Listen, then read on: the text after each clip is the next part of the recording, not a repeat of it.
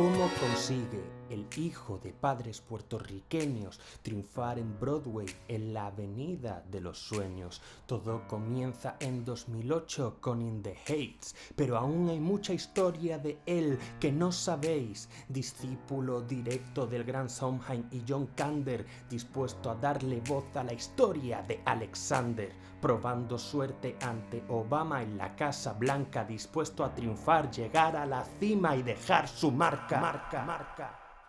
Su huella en el paseo está, él ya alcanzó la gloria, un musical que es parte ya de mi memoria. Seguid viendo este vídeo y conozcamos esta historia.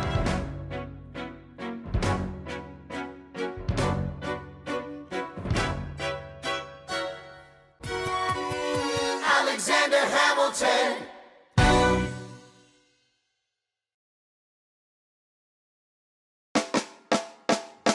Si podemos decir algo de este año es que, desde luego, no nos ha dejado indiferentes en cuanto a fenómenos populares se refiere, y todos ellos han sido grandes caramelitos para analizar. Hemos tenido Spider-Man No Way Home, The Batman, y ahora recientemente el esperado estreno de Obi-Wan, y por eso, yo decido ahora analizar Hamilton, que salió hace ya 2 años. Sí, amiguitos, yo soy así, un outsider total. Alguien que pasa de las modas, porque el canal es mío y lo dirijo como quiero. Eso y que soy muy inconstante, a quien quiero engañar. Sí, sé que muchos estáis esperando los capítulos que quedan de Joker. Pero hoy no es ese día. Aunque he de darme prisa porque veo que se me va a juntar con esto.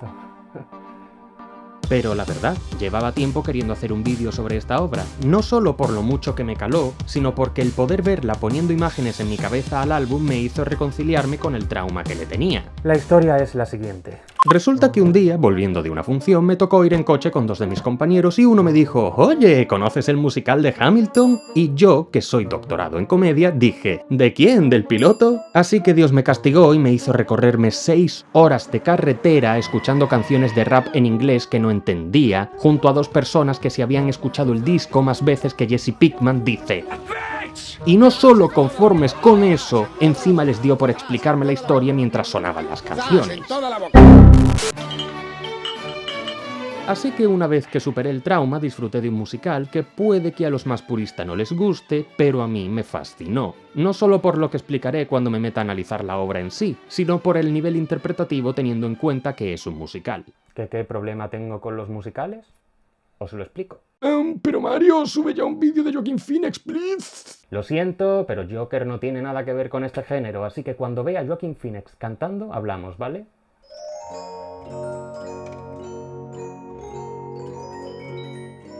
Oh. Los musicales provienen de las operetas europeas del siglo XIX. En Inglaterra tenían la ópera cómica o el music hall. En Francia las opérettes y en España teníamos, por ejemplo, las zarzuelas. Oh, pero ¿quién es ese chico tan guapo? Anda, si soy yo actuando en zarzuelas, pero qué sorpresa.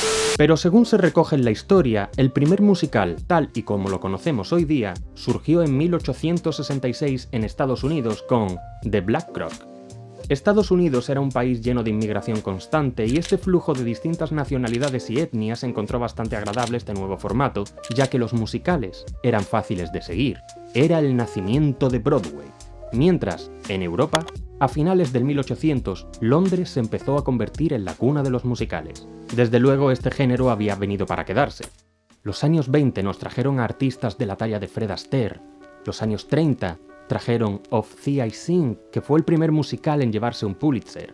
Una década más tarde, se empieza a dar profundidad a las historias y los personajes, trayendo obras como Oklahoma o El Rey y Yo. Comenzaba la que se consideraba la edad de oro de los musicales.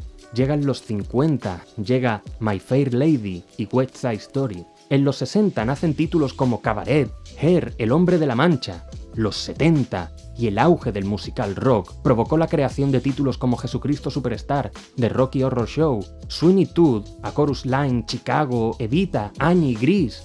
y vinieron los 80, y con ellos los musicales blockbuster, por llamarlos de alguna manera. Los Miserables, Miss Saigon, Cats, El fantasma de la ópera, producciones donde se invertían millones de dólares para llevar a cabo su puesta en escena. Los 90 trajeron producciones más comerciales para atraer al público como El Rey León o La Bella y la Bestia, y otros no tan comerciales, pero que marcaron una etapa significativa para muchos autores, como Rent. Entrando ya en el siglo XXI y hasta nuestros días se dieron tres corrientes: musicales para un público masivo con tal de recuperar la inversión realizada, volver al formato de los 80 con superproducciones, o hacer musicales cuya trama era un pretexto para poder meter canciones populares como Mamma Mia con ABBA o We Will Rock You con Queen.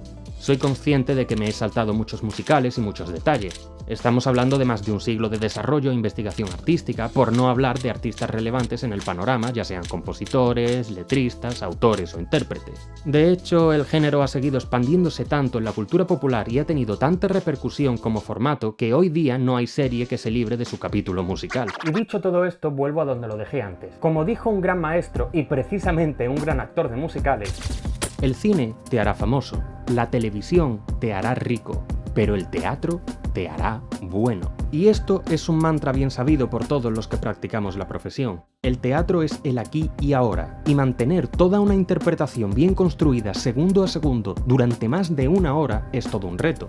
Pero, ¿cómo afecta esto al ámbito musical? Mi problema es que muchas veces por el formato nos olvidamos de que estamos haciendo una obra de teatro y nos centramos solamente en el canto. Hay que tener en cuenta que teatro musical lleva adelante teatro, por lo tanto hay que prepararse el papel como si de una obra textual se tratase. Las canciones no son más que monólogos, soliloquios que el personaje tiene pero que expresa a través de la música, si no estamos hablando de un concierto teatralizado, y ahí es donde caemos en que las formas acaban imponiéndose por encima del fondo. Os pongo un ejemplo. Aquí podemos ver a Kenny Raskin, si no me equivoco, interpretando a LeFou en la producción del musical de La Bella y la Bestia de 1995. El número es divertido, es dinámico, pero hay cosas que para mi gusto me chirrían. LeFou es golpeado, zarandeado e incluso mordido por Gastón, y me falta que su voz se vea afectada por todo esto que está pasando. Si lo comparamos con la versión animada de Disney, esto sí puede verse en el actor de doblaje. Wrestling match, nobody fights like Gaston. La lucha te clava sus dientes, Gaston. Y es que siendo un gran fan de musicales y viendo cómo está llegando el boom a España, se me queda un sabor agridulce al ver cómo las producciones se llenan más de cantantes que actúan que de actores que cantan. Por eso me quedo fascinado con la obra de Lin-Manuel Miranda. Por eso me encanta.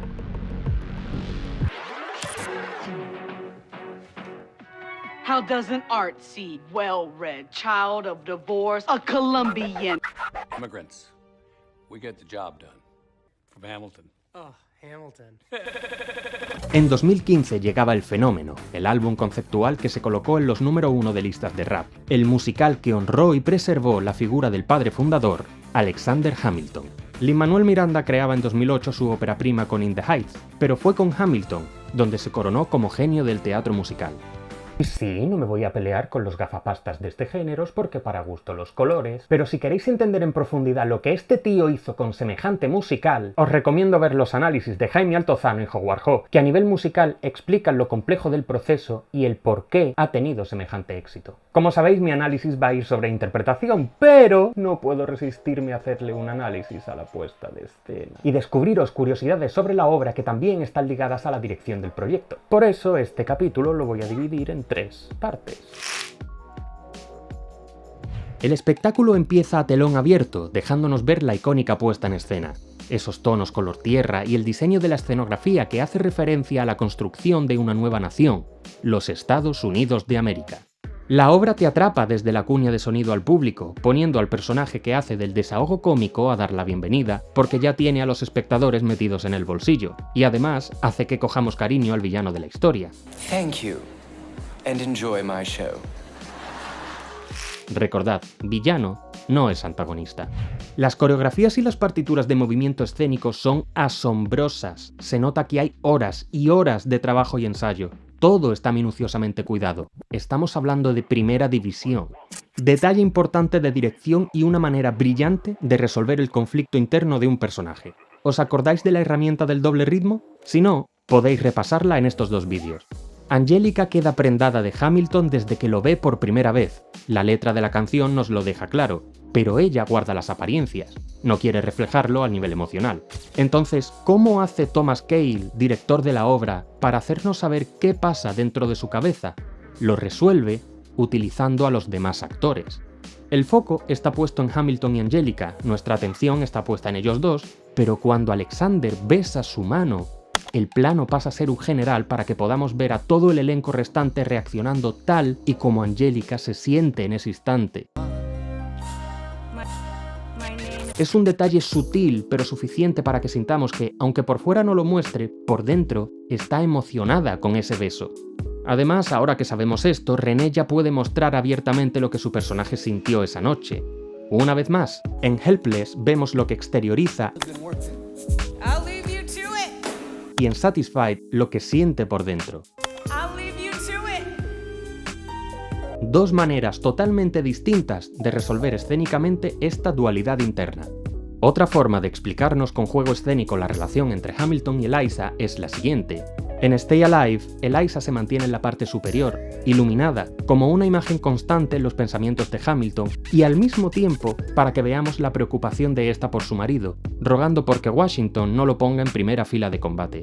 Y lo mismo pasa en Yorktown, donde al principio de la batalla ambos están pensando el uno en el otro, cosa que podemos saber con la puesta en escena de la letra, ya que Eliza vuelve a aparecer como un ente que está siempre presente, aunque la acción esté pasando en otro lugar distinto.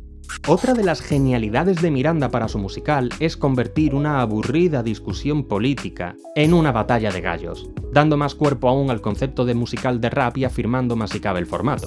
Are you ready? Pero torres más altas han caído y hoy estamos a 11. ¡Cállese a la vez! Al igual que con Eliza, Kail pone a Maria Reynolds en las sombras durante el momento de confesión de Alexander sobre su infidelidad, como recordatorio de sus pecados y acción que le atormentará hasta el resto de sus días. De la misma forma que vimos la coreografía espejo en Helpless y Satisfied, que era algo lógico puesto que se vuelve a contar la historia pero desde otro punto de vista, la coreografía de The World Was Wide Enough es igual a la de My Shot, ya que aquí concluye ese leitmotiv de Hamilton y porque ya en la otra canción predijo cómo sería su final. Como detalle, podemos ver cómo detienen a la bala un momento para que Alexander pueda expresar sus pensamientos por última vez, y cómo al final, antes de volver a ser parte del coro, aloja la bala en el costado de Hamilton, sellando así su destino. Y si esos detalles, tanto de dirección como de creación del musical, os han resultado interesantes, ahora toca contar las curiosidades del espectáculo. Aaron Burr es el único personaje que empieza vestido con su característico color morado al contrario que los demás, que empiezan neutros, formando así un corifeo griego. Esto se debe a que él es el único que sobrevive a todos ellos y es, junto con Eliza, el que cuenta la historia. También puede ser porque acto seguido él ya está haciendo de su personaje, pero lo podrían haber vestido al igual que a Hamilton durante el primer número, así que vete tú a saber. Se rumoreaba que Alexander Hamilton y John Laurens eran amantes. En el final de The Story of Tonight se ve que Anthony Ramos se acerca a Hamilton muy cariñoso y sugerente, y esto podría ser una marcada intención de dirección o que el actor le salió a hacerlo así. Pero luego pasa lo siguiente. Ambos son los últimos en abandonar la escena en la penumbra y salen por esta pata. Vale, hasta aquí nada sospechoso, pero es que resulta que cuando Hamilton y Eliza se casan, lógicamente van a encamarse, típico de celebración de boda. ¿Y por dónde sale el matrimonio? Por donde antes salieron John y Alexander. ¡Pero aún hay más! Maria Reynolds, representación de la lujuria y amante de Hamilton, después de su número e infidelidad, sale de escena, ¿por dónde? Por la misma pata. Así que yo bautizo esa pata como la pata del sexo. Y por ahí salieron primero John y Alexander. Y sabiendo que Thomas Kail no ha dado puntada sin hilo en la dirección del espectáculo, bueno, cuanto menos sospechoso. Y ahora, damas y caballeros, con todos ustedes, los verdaderos héroes de este show. No todo en esta vida consiste en ser el protagonista. Tanto las obras de teatro como las películas son un trabajo coral, donde por historia y punto de vista hay un personaje que destaca más que otro, sí, pero cuya historia no podría desarrollarse sin la existencia de los demás. Y es que no puedo meterme a analizar a Lin-Manuel Miranda ni a Leslie Odom Jr. sin hablar del resto del elenco. Un grupo de auténticos profesionales... ¿Pero qué hace este tío? Que si os fijáis no pierden la concentración en lo que hacen ni un segundo, aun sabiendo que el foco no está en ellos, porque eso es lo que da consistencia a un espectáculo. Aquellos que hacen ese trabajo sucio.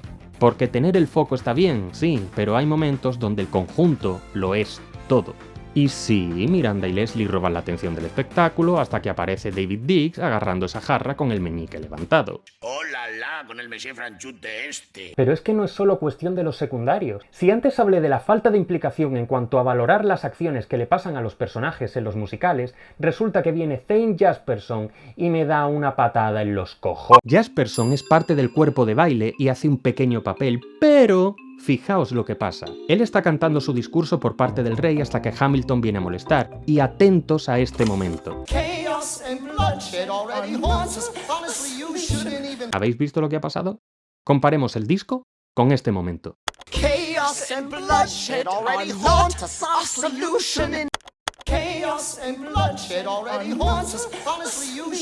Cuando aparta a Hamilton, su voz sale muy aireada, casi cortando su línea, y entonces pasa de ser una escena cantada a estar interpretada. Porque el número sigue y no se siente en ningún momento que esté perdido, sino que tiene tanto dominio sobre la escena que puede sentir esa desesperación por callar a Hamilton y transmitírnosla sin que deje de ser una canción a dúo. En el disco es un concierto teatralizado, en la película es teatro musical. Y esta no es la única vez que pasa. Fijaos en el ímpetu a la hora de anunciar a Washington en el disco y en el directo. Ladies and gentlemen, the moment you've been waiting for, the pride of Mount Vernon, George Washington. Ladies and gentlemen, the moment you've been waiting for, the pride of Mount Vernon, George Washington. En el disco se queda a medio camino y en el directo te pone los pelos de punta. Y hablando de tener una erección. ¿Soy el único al que este número le parece el mejor del show? Pero ya hablaré más adelante de Philippa Soy y René Elise Goldsberry, porque quiero seguir haciendo hincapié en la idea de contaminar una canción de interpretación. Christopher Jackson está imperial como Washington. Impone ese respeto que caracterizaba al primer presidente y al mismo tiempo lo dota de ese aire paternal y figura de mentor de Hamilton. Pero si me tengo que quedar con un detalle suyo es con el siguiente, que es el tema del que estoy hablando.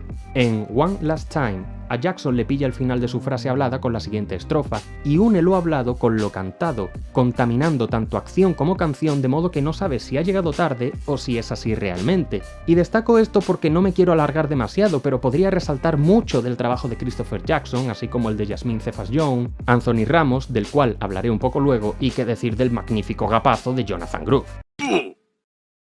En fin, que me encantaría hablar de todo el reparto con detenimiento, pero el verdadero sentido de este vídeo trata sobre la rivalidad histórica entre dos personas que vivieron hace más de 200 años y cuya conexión, mágicamente, se traslada al escenario en este espectáculo.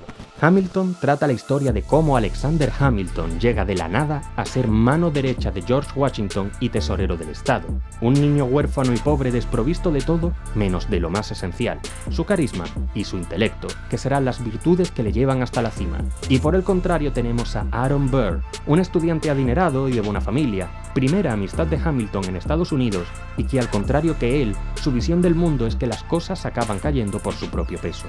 Ambos tenían actitudes ante la vida totalmente opuestas. Uno es la acción y el otro la espera. Y sabiendo esos conceptos, conociendo esas personalidades tan definidas y claramente contrapuestas, analicemos cómo Lin-Manuel Miranda y Leslie Odom Jr. proponen volver a darles vida en una época muy distinta a la que vivieron los personajes originales. Si algo me queda claro de este montaje por encima de todo es que una buena dirección hace magia con sus actores, y es que esta no es la primera vez que ambos trabajan juntos. Hace años hicieron un humilde montaje de Tic Tic Boom antes de llevarlo a Netflix y, sinceramente, no se puede decir que esté bien. Actuaciones pobres y voces muy mejorables. Tampoco nos llamemos a engaños porque mientras que Leslie es un cantante consolidado, Lin... bueno... hace lo que puede.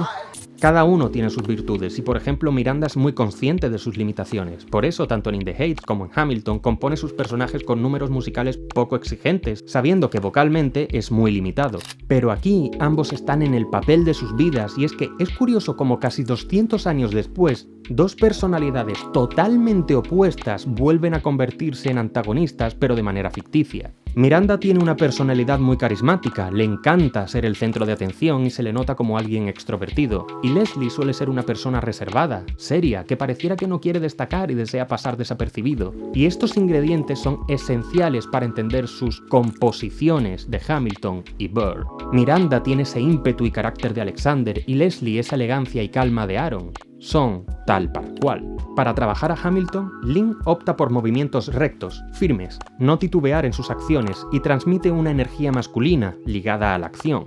Leslie, por el contrario, opta por los movimientos curvos, una actitud más felina, movimientos más elegantes y seductores, desprendiendo una energía femenina ligada al interior, a la calma, composiciones de personajes totalmente opuestas incluso en sus movimientos. Y teniendo estos esquemas tan bien definidos y seguros, resulta que en el siglo XXI es Aaron Burr, Leslie en este caso, quien llega a la cima, y Hamilton quien contempla cómo es el otro el que triunfa. No digo que Miranda haga un mal Hamilton, de hecho lo defiende muy dignamente, sino que en este trabajo se ven muchas carencias suyas como actor. Para empezar, en el segundo número ya estamos viendo que su expresión es muy sobreactuada, anticipa lo que va a pasar, y una cosa es que Hamilton sea impulsivo y otra es que en todo momento sea un libro abierto. También exculpo un poco a Lin porque en teatro esto da el pego, pero aquí estamos ante un producto audiovisual y la cámara está a escasos metros de él. Es un primer plano y si te pasas de expresividad todo queda exagerado. Pero eso no es excusa para ver las demás limitaciones. Es un musical y vas a tener que cantar y la comparación entre ambos es insultante. Miranda siempre parece tener la laringe alta, aunque su voz sea aguda no se le escucha cómodo en ese registro. Su voz suena forzada, incómoda, y ya no hablo solo de los problemas de afinación, sino de una visible falta de técnica. Su voz parece estar siempre pendiendo de un hilo, mientras que por el contrario, Leslie tiene mucho cuerpo en su voz. Además, actoralmente, este trabaja mucho mejor y más sutil su personaje. Su yo adquirido es el de ser simpático, servicial y estar siempre sonriendo aunque por dentro sienta otra cosa. Es el leitmotiv de su personaje al fin y al cabo. No se deja llevar por lo que siente, siempre se contiene. Burr es contención y Hamilton, impulsividad. Y esta dualidad de filosofía ante la vida fue clave en sus historias, y ahora también en sus interpretaciones. Miranda, como Hamilton, es quizá demasiado impulsivo y no sabe gestionar su energía en escena, y Leslie, tal y como lo fue Burr, se reserva y es más progresivo a la hora de jugar con su personaje. Y esto está siempre presente en escena. Antes que nada, amo este puto número. En My Shot lo podemos volver a ver. Burr se mantiene en las sombras y a no ser que aporte algo prefiere mantenerse lejos del conflicto y la polémica, jugando con los niveles escénicos. Mientras que Hamilton elige estar siempre bajo el foco, en medio del cenital, ser el centro de atención. Pero sus intérpretes han de estar también a la altura de lo que se pide. Miranda se queda sin aire muchas veces mientras rapea e incluso por momentos se queda hasta seco y tiene que tragar saliva para hidratarse. Y ojo, que si lo comparamos con otros Hamilton...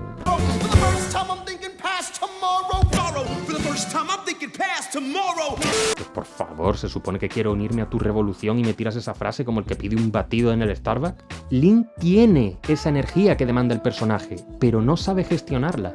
Siguiente escena donde podemos ver esas dualidades. Cada vez que parece que Burr va a llegar a la cima, Hamilton aparece y eclipsa sus planes, como en Right Head Man. Y sabemos que esto cabrea a Burr y quiere advertir a Hamilton de que deje de ponerse en medio, y para transmitirnos eso, a Leslie solo le hace falta un movimiento, dejando ver así todo ese subtexto.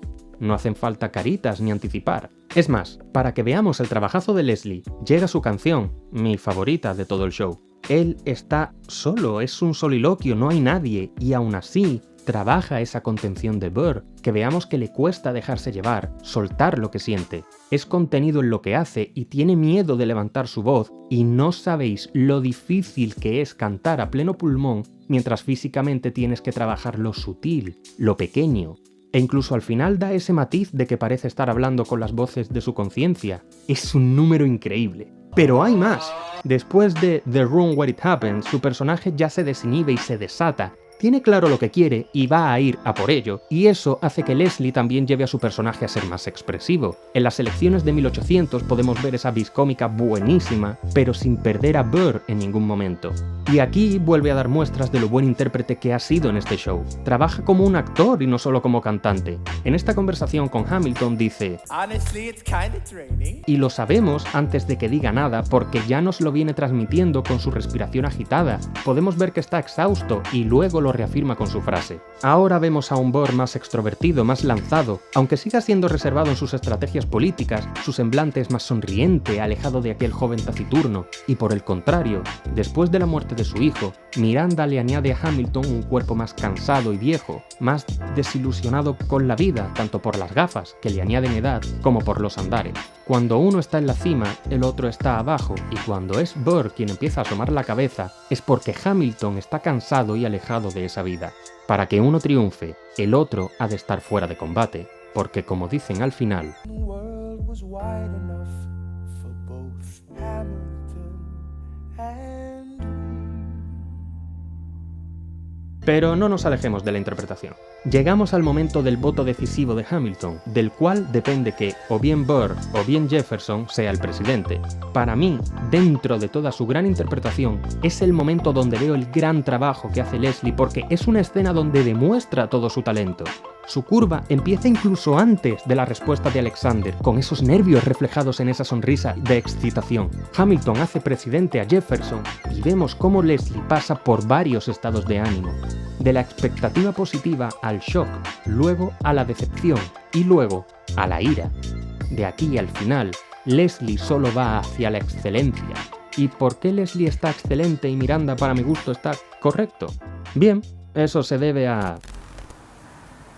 ¿Me vas a por un vaso de agua, por favor? Toma. ¿Cansado de que las personas se teletransporten a tu alrededor? ¿Te es molesto cuando la gente se salta pasos simplemente porque sí? Te presentamos las transiciones. Con ellas podrás pasar de un sitio a otro de manera fluida y normal sin necesidad de incomodar a nadie. ¡Transiciones! Si eso ocurriera en la realidad, nuestro cerebro lo percibiría de manera hostil. No podemos comprender que para ir de un sitio a otro nos saltemos pasos. Y es que, por mucho que sepamos, e incluso hayamos visto casos de teletransportación en ficción, eso no existe en la realidad. Y lo mismo ocurre precisamente en el mundo artístico. Más que los estados de ánimo, lo imprescindible del arte son las transiciones. Todo el mundo sabe enfadarse, alegrarse o ponerse triste, pero el buen artista es el que sabe que para pasar de una emoción a otra hay que saber viajar por ellas. Por ejemplo, si en Seven Brad Pitt pasa de estar calmado a esto,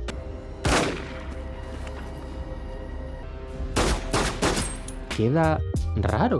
No sé, acabas de descubrir que han matado a tu mujer, entiendo que le pegues un tiro, pero por instinto, el cuerpo sabe que falta algo. Sin embargo, esta escena es memorable porque Brad Pitt transita de un estado de ánimo a otro. Si no se para a escuchar la noticia, no se deja afectar por ella y no siente primero dolor, y que ese dolor le lleve a la enajenación, la interpretación se sentiría incompleta, y eso es lo que llamamos tener un pico.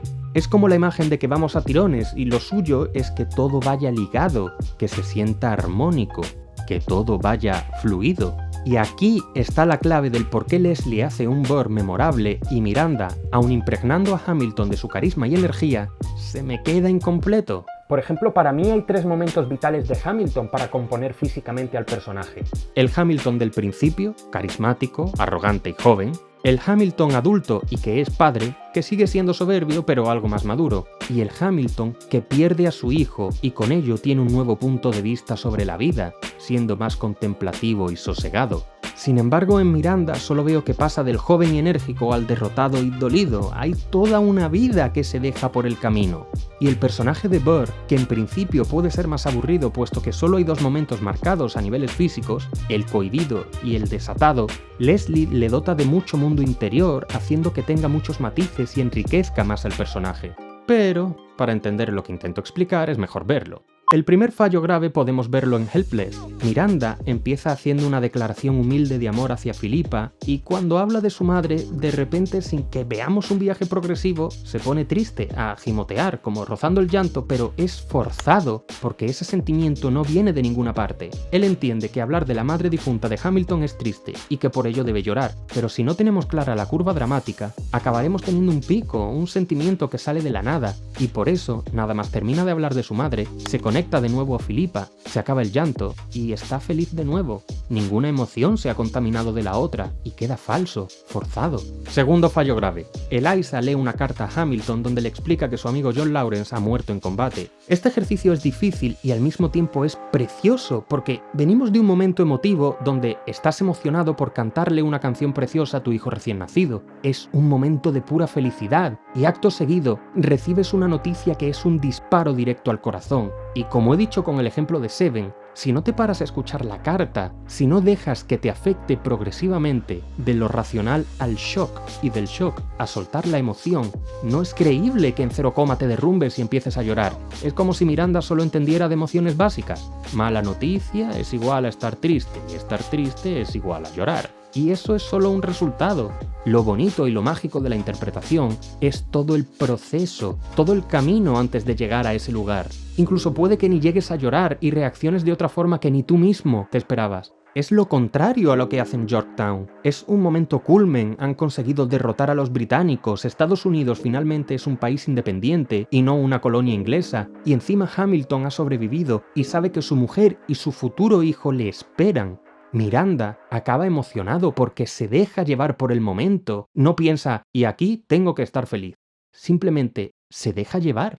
Esa es la principal diferencia entre él y Leslie. En The Room Where It Happens empieza tímido e intenta comprender qué están tramando estos tres, pero luego, cuando todos le preguntan qué quiere él realmente, por fin se desata, se deja poseer por sus deseos y anhelos y muestra su verdadero yo, y esto lo consigue técnicamente porque va progresivo, segundo a segundo, sabiendo por dónde tiene que ir su personaje, y porque se deja apoyar por el estímulo externo de la música, que le hace sentir y fluir, y no tanto pensar y planificar.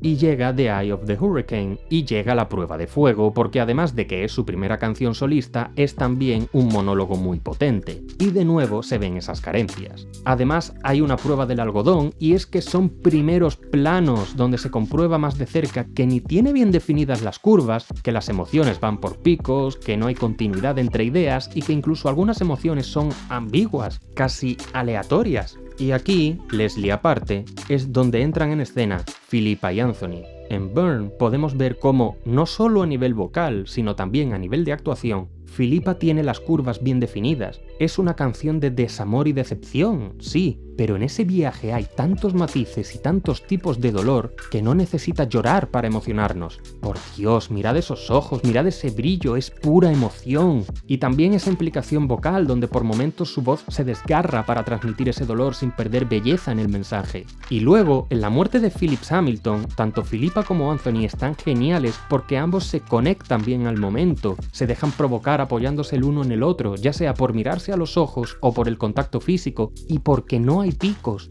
todo va fluido. Anthony valora las heridas de su personaje y su tos suena que se está ahogando en su propia sangre. No quiere sonar bonito al cantar, quiere transmitir que se está muriendo, y todo ese sufrimiento es recogido por Philippa segundo a segundo, porque no hay un resultado. Hay un camino donde pasa de la mala noticia a intentar jugar y calmar a su hijo por última vez. Y cuando éste muere... Mirad eso. Mirad esa lágrima tan elegante.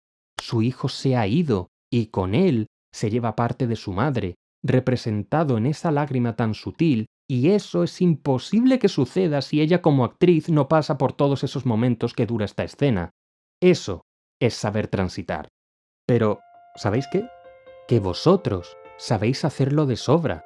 Cuando te sientas como espectador a disfrutar de una historia, todo te llega de manera fluida y te emocionas con facilidad, porque no piensas en que te vas a emocionar, no piensas en llegar a ningún sitio, simplemente te dejas llevar y provocar. Y si no, mirad a René. Está en patas, observando como espectadora toda esta tragedia que está ocurriendo, y cuando sale, ella también está llorando.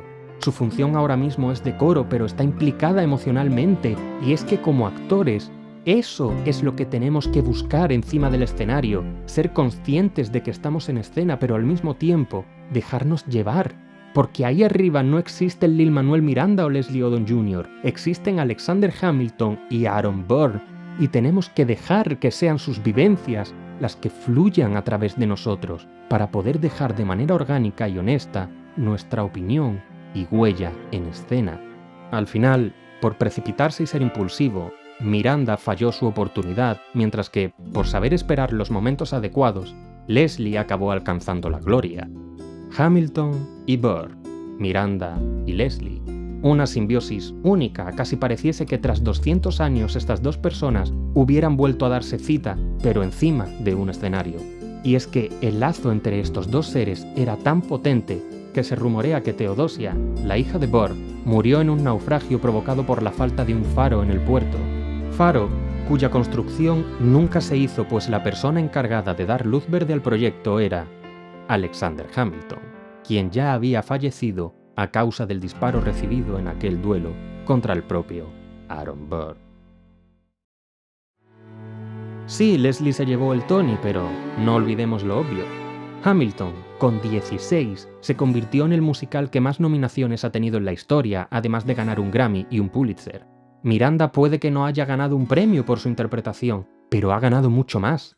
Ha ganado pasar a la posteridad, crear un producto al que la historia pondrá en su lugar y que las siguientes generaciones verán como nosotros vemos a día de hoy Los Miserables o El Rey León. Ha hecho historia personalmente y al mismo tiempo ha desenterrado el recuerdo de alguien que iba a perder su lugar tanto en lo físico como en lo histórico y le ha dado el crédito que su país nunca le dio. Dos personas muy parecidas que, en sus respectivos campos, consiguieron lo que querían, pasar a la posteridad y dejar un legado. Una simbiosis que a día de hoy no puede negarse porque ya no se concibe al uno sin el otro. Y es que puede que no te hayas llevado el Tony, Lin, pero te llevas nuestro respeto, tal y como tú compusiste. Look around. Look around. How lucky we are to be alive right now. Eres un genio, Lin, y ese es tu gran premio.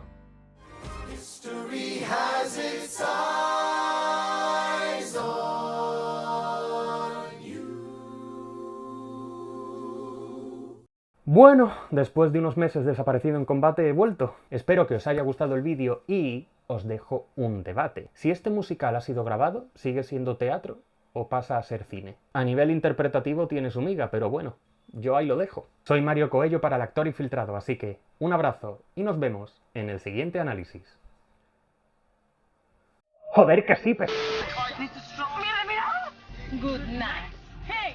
¡Esto no tiene salida, marica!